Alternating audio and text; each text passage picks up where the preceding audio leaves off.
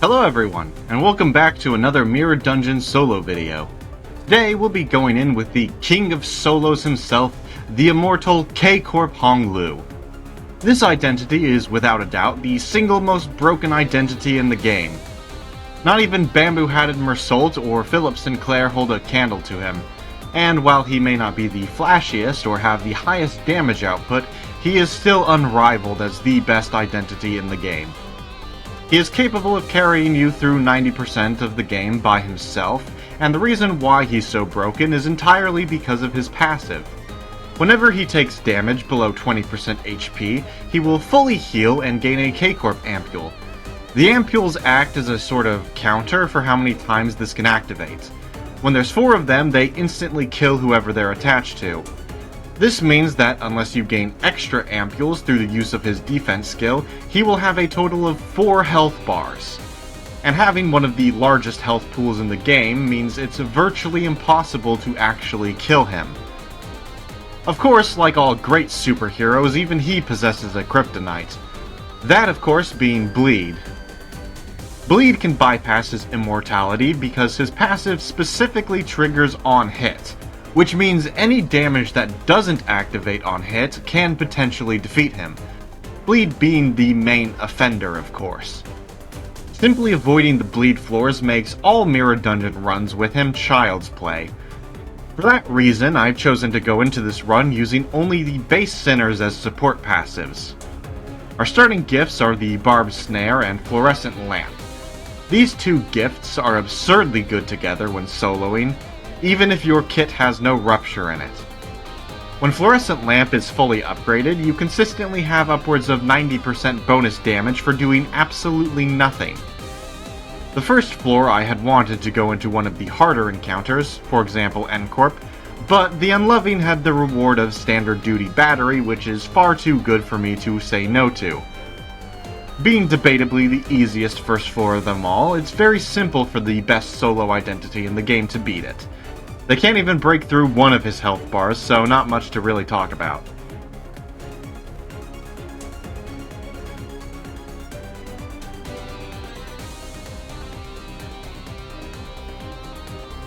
The next floor we pick is the Outcast.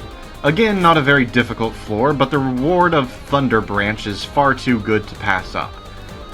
At the shop we take Crown of Roses, the rare Ebony Brooch, and Smoking Gunpowder. We also find the Broken Revolver and Bloody Gadget on the way. The boss for this floor is the Ebony Queen's Apple. None of the potential bosses on this floor are difficult, so it takes very little time for K Corp Hong Lu to actually defeat her.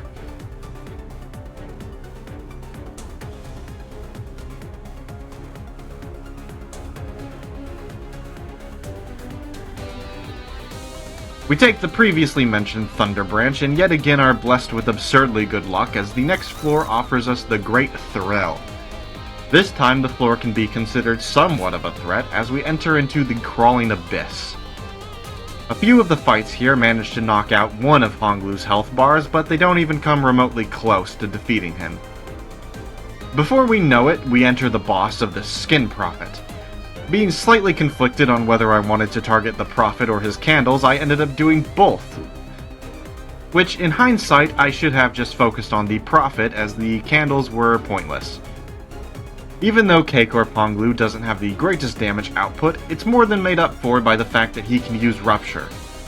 He doesn't actually inflict any Rupture count, but thanks to the Thunder Branch we picked up earlier, he can at least keep the stack alive.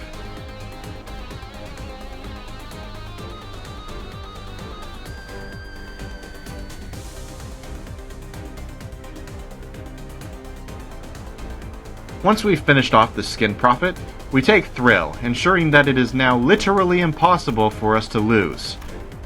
On its own, Thrill is more than capable of soloing the Mirror Dungeon by itself. In combination with a literal Immortal and a ton of Rupture support, only fights with insta-kill mechanics can stop us. I'm looking at you, Dongrang. To prove this, the next floor we enter is the Evil Defining, which contains what I consider to be the most difficult normal boss, Ahab. Here we take the Ragged Umbrella and Ahab's Harpoon prosthetic leg because I think it's funny, and enter into the Ahab fight. 무너뜨려. 자, 너를 깎아내라. 적들이 뭔가 기분이 좋아 보이는 것 같아. This time it's a 1v1, Gas Harpoon versus the Immortal. For K Corp Hong Lu specifically, this is the easier of the two fights, as she doesn't actually inflict any bleed until her second phase, whereas the Pequod crew does it turn 1.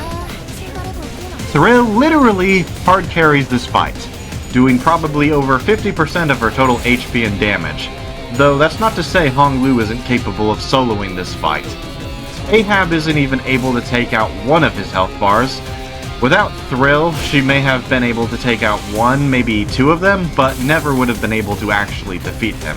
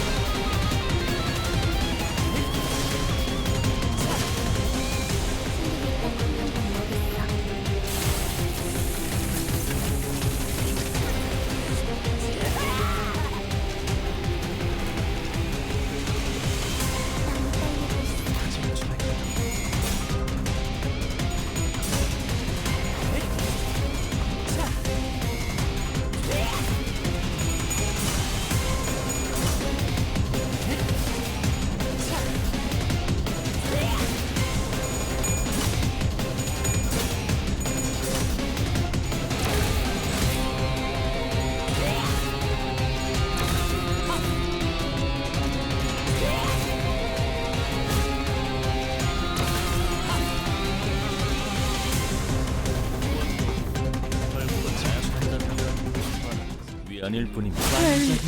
정보팀은 조금 더 가치 있는 걸 추구하는 고수 아니겠습니까? Having collected practically every rupture gift up to this point, we pick anything for the reward and head into the final floor of poised breathing, eager for a more challenging fight. Nothing to really mention about this floor other than the fact that every single encounter lasts no more than 3 turns, with Thrill detonating every enemy for 600 damage. We enter into the final boss against a much more dangerous enemy than Ahab, the dream-devouring Slit Current.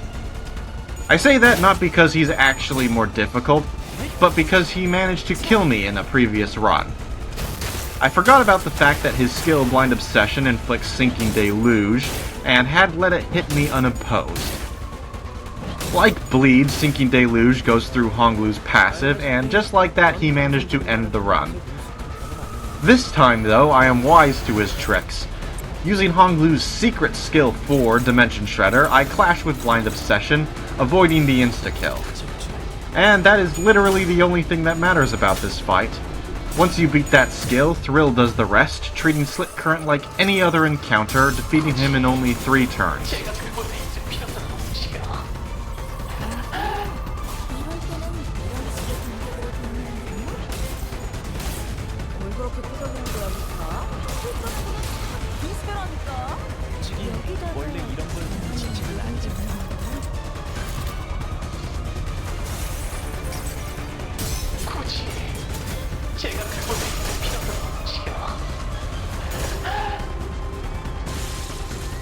대성공이야. 가론 신나. 노래 부를까? 제가 봐도 훌륭했네요. 잠깐 자유 시간 좀 갖고 돌아가면 안 되려나요? And that's how I soloed Mirror Dungeon 4 hard with the king of solos, K Corp Hong Lu. It's basically impossible to lose with this guy. He's an insta-win no matter what.